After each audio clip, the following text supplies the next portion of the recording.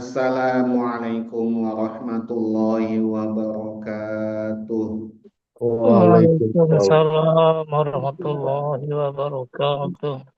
Bismillahirrahmanirrahim. Alhamdulillahi rabbil alamin. Wa bihi nasta'in ala umurid dunya waddin.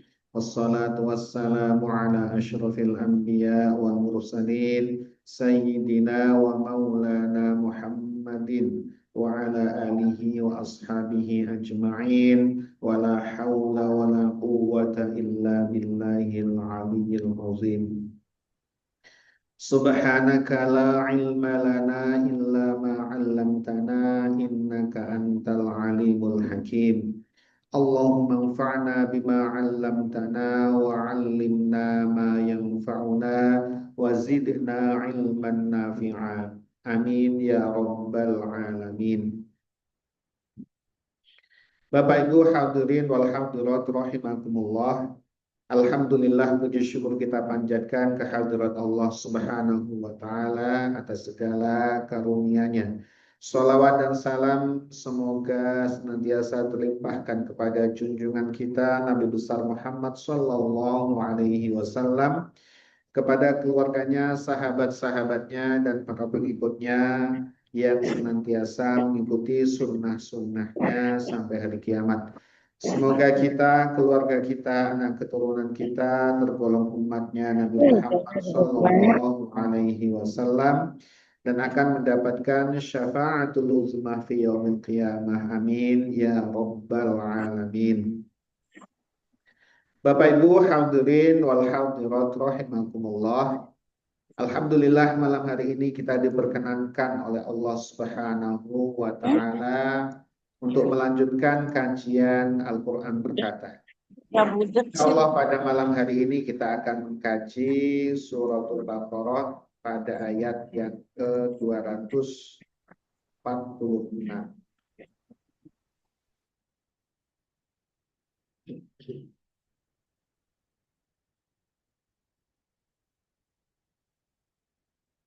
Qala Allah Ta'ala fi kitabihil karim wa huwa asdaqul qailin. A'udzu billahi minasy syaithanir rajim.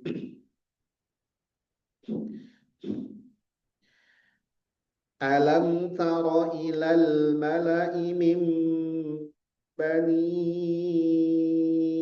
Israil min ba'di Musa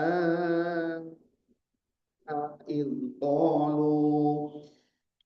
قالوا لنبي له ابعث لنا ملكا نقاتل في سبيل الله قال هل عسيتم إن كتب عليكم القتال ألا تقاتلوا قالوا وما لنا ألا نقاتل في سبيل الله وقد أخرجنا من ديارنا وأبنائنا فلما كتب عليهم القتال تولوا إلا قليلا منهم والله عليم بالظالمين وقال لهم نبيهم إن الله قد بعث لكم طالوت ملكا قالوا أنى يكون له الملك علينا ونحن أحق بالملك منه ولم يؤت سعة من المال قال إن الله اصطفاه عليكم وزاده بسطة في العلم والجسم Wallahu yu'ti mulkahu man yasha. Wallahu wasi'un alim.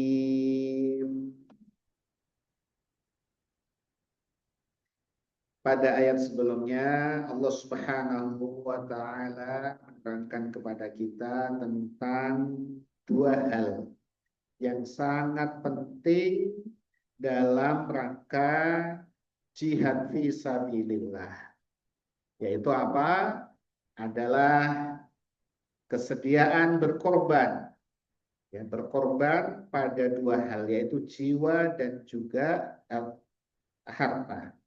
Yaitu jangan sampai kemudian rasa takut mati dan bakhil atau pelit itu kemudian menjadikan ya umat Islam ini kemudian enggan untuk berjihad.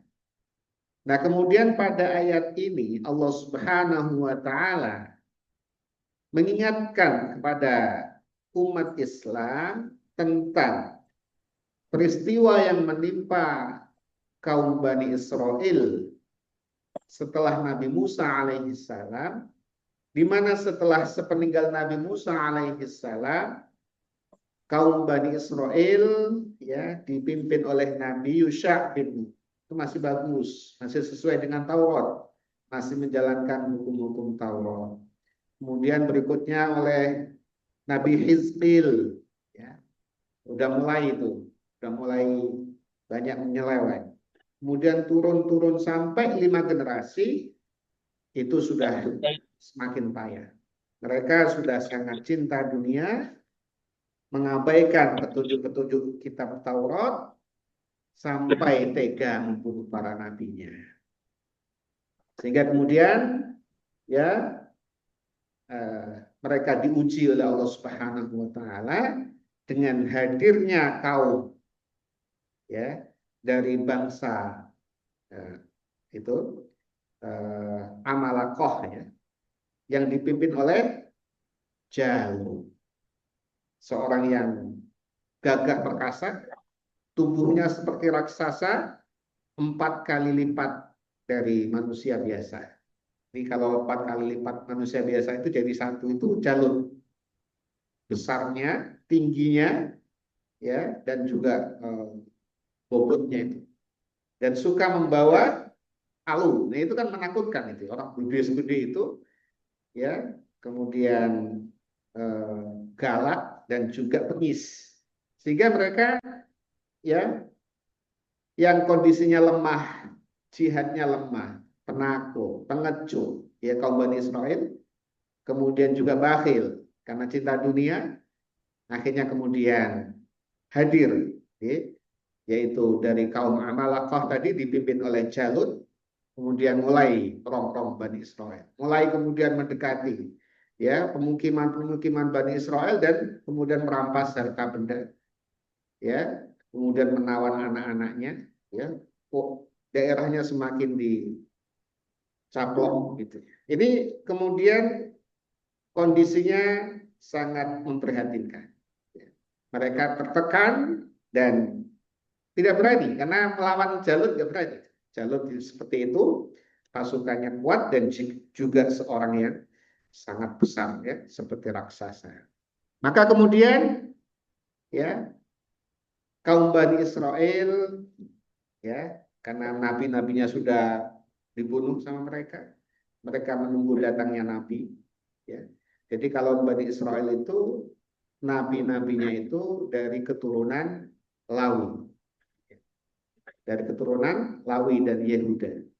Ya, dari itu keturunan para nabi. Akhirnya muncul nabi yang namanya Syamuel. Atau dalam literatur lain itu Syamun. Tapi kalau saya baca di kitab itu Samuel. Samuel. Nah, Nabi Samuel ini kemudian ya diangkat oleh Allah Subhanahu wa taala sebagai nabi.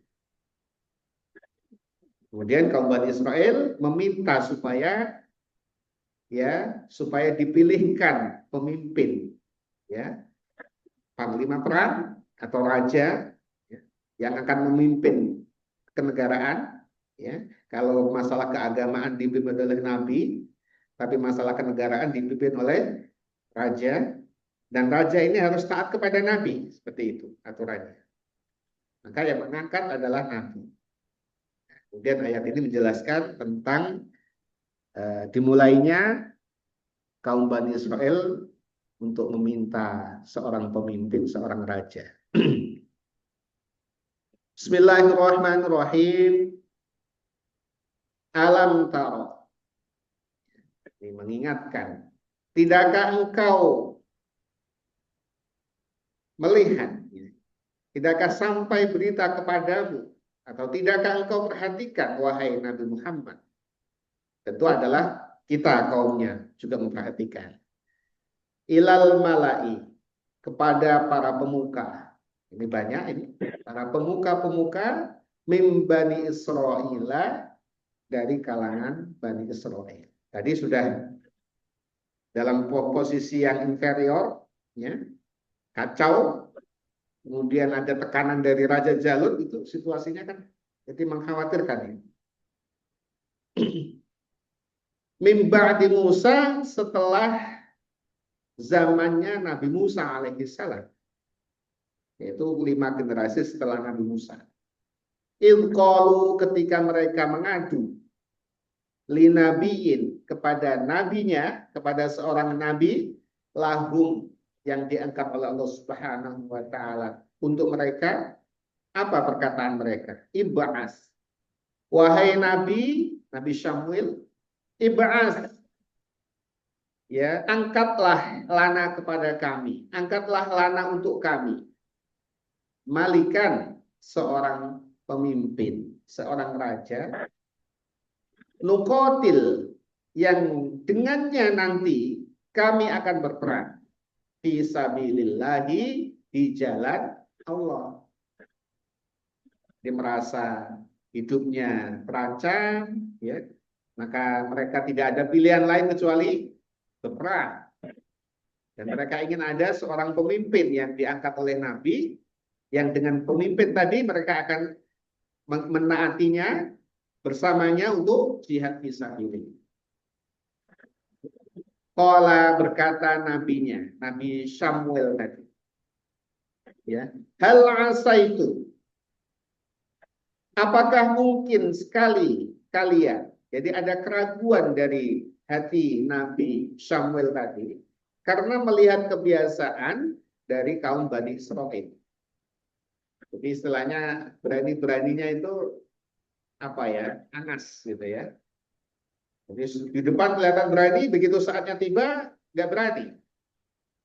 Di depan berkoar-koar, saatnya tiba hilang. Itu seperti itu Bani Israel. Pengecut, punya sifat pengecut, kebiasaan. Maka ada keraguan dari Nabi Samuel. Mungkin sekali kalian itu ingkutiba, jika diwajibkan alaikum, atas kalian, al-qitalu, yaitu berperang. Allah tuqatilu, kalian tidak mau berperang. Jadi nanti kalau diwajibkan berperang, diangkat raja untuk kalian, ya, tapi nanti setelah tiba saatnya perang, kalian tidak mau berperang. Ada keraguan dari Nabi Samuel, ditanyakan kepada mereka.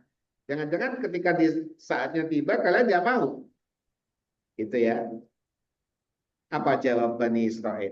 Pemuka-pemuka Bani Israel. Qalu, mereka berkata, wa malana, bagaimana mungkin, gitu ya, atau mengapa bagi kami itu Allah nuqatila, kami tidak mau berperang fisabilillahi, di jalan Allah. Bagaimana mungkin kami tidak mau berperang, wahai Nabi Allah, berjihad fisabilillah, wa qad ukhrijna, sedangkan telah dikeluarkan kami, telah diusir kami, min diarina, dari kampung-kampung kami, dari rumah-rumah kami diusir oleh tadi Jalut. Nggak berani sama Jalut. Gitu kalau ada datang, pada nggak berani. wa abnaina, dan anak-anak kami ditawan. Banyak anak-anak kami ditawan. Ada 400 anak kami ditawan. Harta-harta kami dirampas. Kalau sudah begini, mengapa kami tidak mau berperang, wahai Nabi? Itu maksudnya meyakinkan nabinya bahwa keraguan nabinya itu akan dibuktikan kalau mereka siap berjihad. Bagaimana ini kami tidak siap berjihad, sedangkan kami diusir dari kampung kami dan anak-anak kami ditawan. Gitu, Mas. Falamma kutiba alaihim, maka tatkala diwajibkan alaihim atas mereka al-qitalu, yaitu berperang. Ketika tiba saatnya berperang, jadi kisah-kisah Al-Qur'an itu memang sangat indah gitu. Ini dimulai dari kisah global, kemudian nanti ada rinciannya. Jadi ketika sudah diangkat nanti nabi oleh nabinya adalah Tolut sebagai pemimpin, dan kemudian Tolut menggalang pasukan untuk berperang fisabilillah, tawallau, mereka banyak berpaling. Illa qalilan minhum, kecuali sedikit di antara mereka. Jadi Tolut mengajak pemuda-pemuda gagah dari Bani Israel untuk mengangkat senjata melawan Jalut, si raja raksasa tadi, dengan 70.000 pasukan. 70.000 pemuda Bani Israel. Dalam riwayat yang lain 80.000. Dalam riwayat yang lain 120.000. Yang benar yang mana? Wallahu a'lam. Yang jelas banyak. Tetapi dari puluhan ribu tadi, 70-an ribu tadi, itu semua berpaling nantinya. Kisah ringkasnya itu semua berpaling, kecuali sedikit di antara mereka. Yaitu sejumlah berapa? 313. Persis dengan pasukan Badar. Yang siap, betul-betul yang tersaring, ya. Masya Allah, dari 70.000 menjadi 313. Rontok semuanya, tidak ada yang mau melanjutkan. Ya. Falamma kutiba alaihimul qitalu, maka tatkala diwajibkan berperang atas mereka, tawallau, mereka berpaling, illa qalilan minhum, kecuali golongan yang sedikit di antara mereka. Tetapi yang sedikit itu nanti bisa mengalahkan Jalut. Wallahu, dan Allah Subhanahu wa taala alimun, itu maha mengetahui bil zalimina, pada orang-orang yang zalim. Betapa zalimnya orang ya. 70.000 pasukan melawan Jalut raksasa, dan pasukannya ya tahu-tahu merontok semuanya. Tinggal sedikit saja 313. Ya, merontok semua itu, zalim-zalim semua. Meninggalkan kewajiban, padahal mereka sudah meminta di awal. Mereka meminta di awal, tolong angkatkan kami seorang raja yang dengannya kami akan jihad fisabilillah. Kemudian dijawab oleh nabinya, jangan-jangan nanti ketika diwajibkan kalian tidak mau. Kami mau. Jawabannya mereka begitu. Nah, betul. Jika tiba saatnya, mereka tidak mau berjihad fisabilillah. Ini adalah apa? Adalah cermin dari Bani Israel. Nah, tentunya cermin ini untuk kita angan-angankan, kita seperti ini atau tidak. Ya. Nah, kalau pahlawan-pahlawan kita ya itu punya sifat pengecut seperti Bani Israel tadi, takut mati, bakhil, ya bagaimana Indonesia bisa merdeka? Ya. Bagaimana bisa kemudian mempertahankan kemerdekaan Indonesia? Jika peristiwa 10 November di Surabaya, kalau mereka takut mati, gimana nggak takut mati? Pasukan sekutu dengan persenjataan yang canggih, sementara bangsa Indonesia membawa persenjataan seadanya. Ya, kalau mereka takut mati ya selesailah kemudian penjajahan, kemungkinan sampai saat ini masih ada. Ya, tapi pahlawan kita tidak seperti Bani Israel. Allah Maha mengetahui orang-orang yang zalim, ya, yang kemudian dia lari atau tidak mau memenuhi perintah Allah, menaati nabinya, menaati pemimpinnya untuk berjihad fisabilillah. Itu orang-orang zalim. Mereka juga mendolimi diri mereka sendiri, karena kalau meninggalkan jihad berarti apa? Berarti merelakan bangsanya terus dianiaya dan diinjak-injak. Wa qala lahum nabiyyuhum, dan berkata kepada mereka nabiyyuhum, yaitu nabinya mereka, Nabi Samuel tadi. Ini yang jawaban dari permintaan kaum Bani Israel. Kemudian Nabi Samuel berdoa kepada Allah Subhanahu wa taala meminta petunjuk siapa ya yang akan diangkat sebagai rajanya kaum Bani Israel. Maka kemudian karena Nabi berdoa kepada Allah, ya pasti dikabulkan, diberikan petunjuk oleh Allah Subhanahu wa taala. Innallaha, sesungguhnya Allah, qad ba'atsa lakum, sesungguhnya Allah qad ba'atsa, sungguh Allah telah mengangkat lakum kepada kalian semua Taluta, yaitu adalah Talut. Dan disebut namanya ini Talut. Malika sebagai raja, sebagai pemimpin kalian. Jadi petunjuk dari Allah Subhanahu wa taala adalah Talut yang diangkat sebagai raja. Dikisahkan dalam kitab ya, itu untuk menunjukkan ya kepada pemuka-pemuka Bani Israel, itu disebutkan oleh Nabi Samuel, nanti akan datang Talut. Coba kalau dia tingginya sama dengan tinggi tongkatku ini, ya, dan kemudian dia ada apa namanya, membawa kayak apa ini, sungguh apa sungguh, tanduk ya, bawa tanduk, nanti akan diisi minyak, itu bisa mendidih, maka itulah pemimpinmu. Dibuktikan ketika Talut datang, ya tingginya setinggi tongkatnya Nabi Samuel, tinggi, ya tingginya melebihi rata-rata. Jadi juga nanti supaya bisa berhadapan dengan Jalut. Ini Talut ini tinggi besar juga badannya. Tetapi Talut ini bukan keturunan dari Yehuda, bukan keturunan raja-raja Bani Israel, juga bukan keturunan Lawi yang pemimpin spiritual. Jadi ada pemimpin politik, ada pemimpin spiritual. Itu biasanya dari dua keturunan itu, keturunan Yehuda bin Yakub atau Lawi bin Yakub. Ternyata Talut ini keturunan Bunyamin bin Yakub juga, saudaranya Nabi Yusuf. Jadi Bani Israel itu dari keturunannya Nabi Yakub. Talut ini bukan dari terah pemimpin. Dan dia bekerjanya sebagai penggembala, gembala hewan, kambing atau hewan gitu ya. Pengembala ini Talut. Maka kagetlah pemuka-pemuka Bani Israel itu kaget. Qalu, mereka berkata, membantah. Anna, bagaimana mungkin yakunu, dia Talut itu lahu, kepadanya al-mulku, diberikan kerajaan, diberikan kepemimpinan.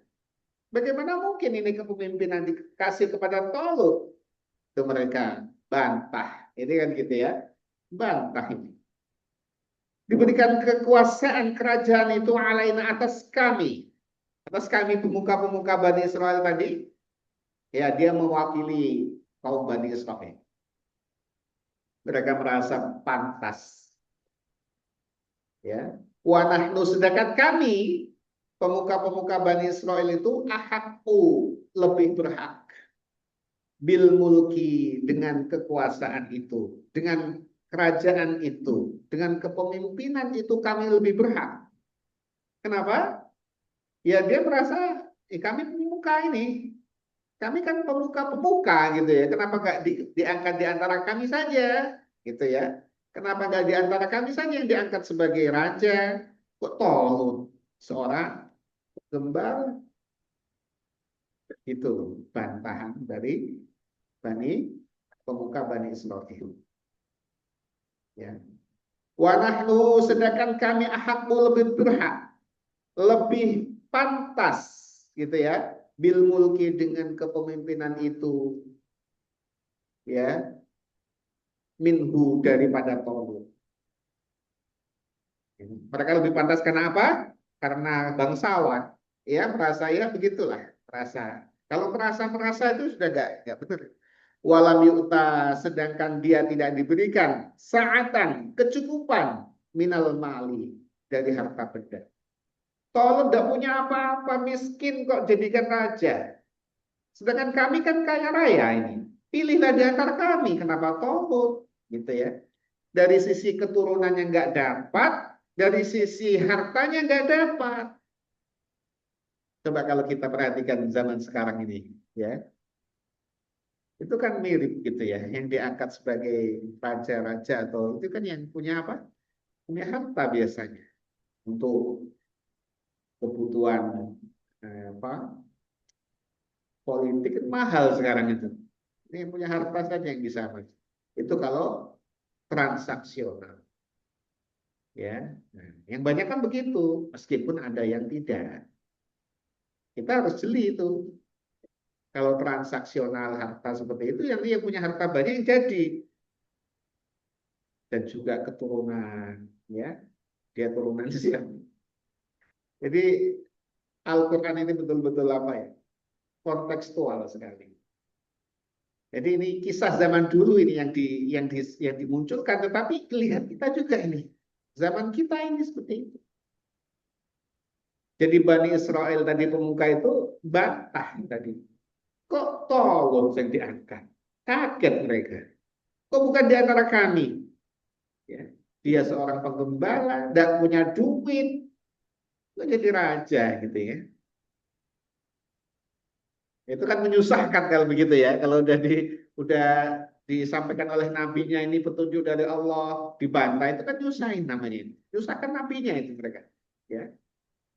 Qala, berkata nabinya, Nabi Samuel, Innallaha, sesungguhnya Allah Subhanahu wa taala, istofahu, sudah memilihnya. Allah sudah memilihnya, gitu.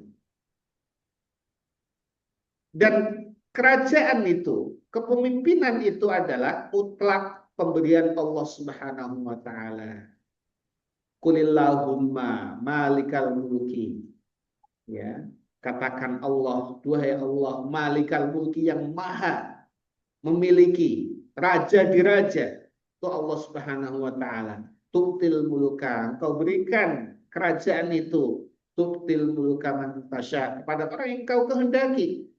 Wa tanzi'ul mulka, dan engkau cabut kerajaan itu, kekuasaan itu, mimman tasya, dari orang yang kau kehendaki. Itu mutlak Allah yang memberikan, itu Allah, yang mencabut juga Allah. Dan Allah sudah memilih Talut sebagai raja kalian. Tapi hanya nanti itu singkat cerita mereka mau akhirnya itu. Tapi kemudian ya itu tadi, eh, ya, ini kisahnya cukup panjang ini, ayat-ayat ini nanti mungkin ada beberapa seri ya, ada beberapa seri untuk kisah Talut dan Jalut. Sangat indah ya. Tapi kisah ini sangat apa, kontekstual dengan kita. Kita selalu melihat kalau Allah menceritakan Bani Israel, selalu kita lihat kita ini seperti itu atau enggak. Kalau kalau iya ya segera diperbaiki gitu ya. Jadi nggak langsung menunjuk kita itu Allah Subhanahu Wa Taala. Al-Quran itu nggak langsung nohok kita, tapi kisahnya itu sebagai cermin bagi kita. Innallaha, sesungguhnya Allah Subhanahu wa taala, istofahu, Allah telah memilihnya, alaikum, atas kalian. Dan ini diberikan apa? Karakteristik pemimpin. Ini yang mestinya dijadikan pemimpin. Wazadahu, dan Allah Subhanahu wa taala telah menambahkan kepadanya, kepada Talut, baspotan. Itu adalah keluasan fil ilmi, di dalam ilmu, wal jism, dan kekuatan fisik. Jadi memang yang bisa menghadapi Jalut itu ya orang yang seperti Talut. Orang yang berwawasan luas, Talut itu wawasan luas. Talut itu hafal Taurat. paham Taurat, dan paham medan peperangan. Itu Tolut punya kelebihan, meskipun dia orang penggembala, tapi dia suka baca, suka diskusi. Ya, jadi bukan harus pemimpin pendidikan formal untuk bisa punya ilmu. Dia hafal Taurat, paham Taurat, paham militer, paham peperangan, itu Tolut. Sedangkan kalian ini para gitu ya, para pemuka-pemuka ini hanya ngandalin apa? Turunan. Ngandalin harta, itu nggak cocok untuk jadi pemimpin kalau melawan jalur. Yang cocok itu Tolut ini, dan seorang yang takwa, gitu ya, seorang yang takwa. Wal jism, dan punya kekuatan fisik, itu siapa? Tolut. Adapun harta itu nanti, ketika Tolut sudah menjadi raja, ya akan bisa mendapatkan harta, itu gampang. Tapi ilmu dan kekuatan fisik itu penting sekali. Ya, artinya jangan sampai pemimpin itu nggak punya ilmu. Pemimpin juga jangan sampai kemudian fisiknya lemah. Bagaimana mau memimpin peperangan melawan jalur kalau dia lemah?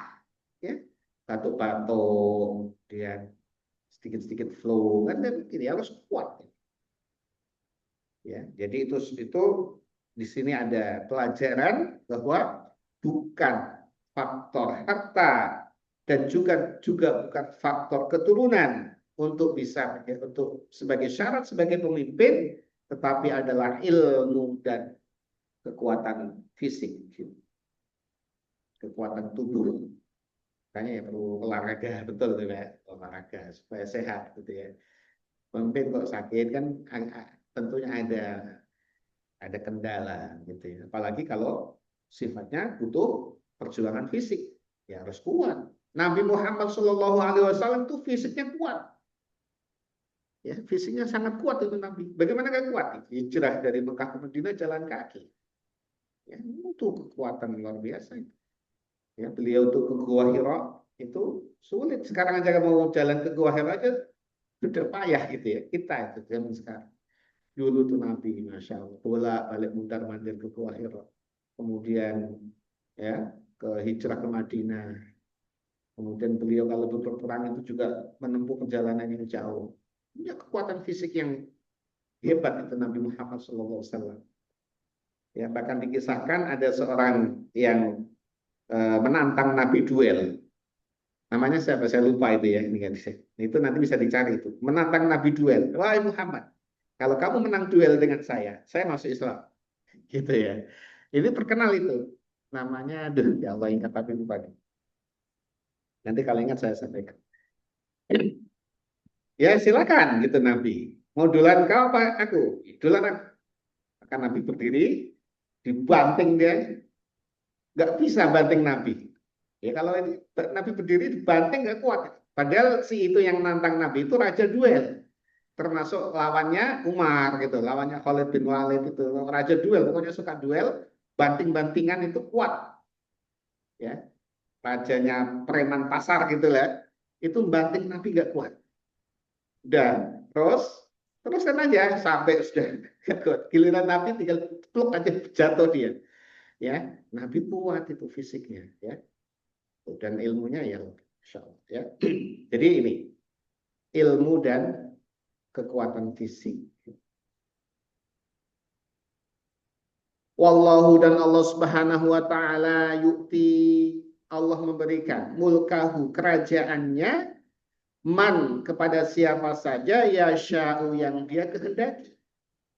Tuh, Allah mengendaki Tolut, ya sudah, itu ketetapan Allah, bukan kalian itu ya. Wallahu, dan Allah Subhanahu wa taala wasi'un, maha luas. Tadi kan disebutkan ya tidak punya keluasan rezeki. Allah maha luas. Kalau Allah berikan rezeki, sekarang miskin papa, kemudian nantinya kaya raya, itu Allah bisa.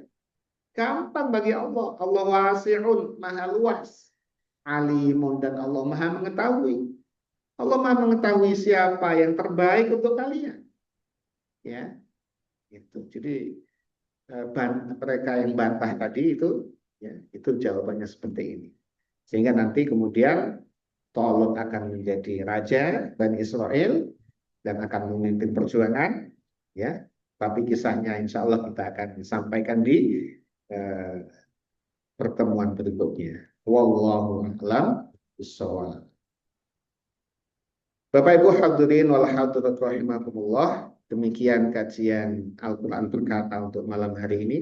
Semoga pelajaran-pelajaran dari Al-Qur'an bisa kita dapatkan dan bisa menjadi pedoman kita sehari-hari. Sehingga Al-Quran tidak cukup hanya dibaca, ya, tapi perlu difahami, kemudian juga diamalkan. Mari kita tutup kajian kita dengan membaca doa kafaratul majlis. Bismillahirrahmanirrahim. Subhanakallahumma bika asyhadu an la ilaha illa anta astaghfiruka wa atubu ilaik. Wassalamualaikum warahmatullahi wabarakatuh. Waalaikumsalam warahmatullahi wabarakatuh. Terima kasih Bapak Ibu. Assalamualaikum.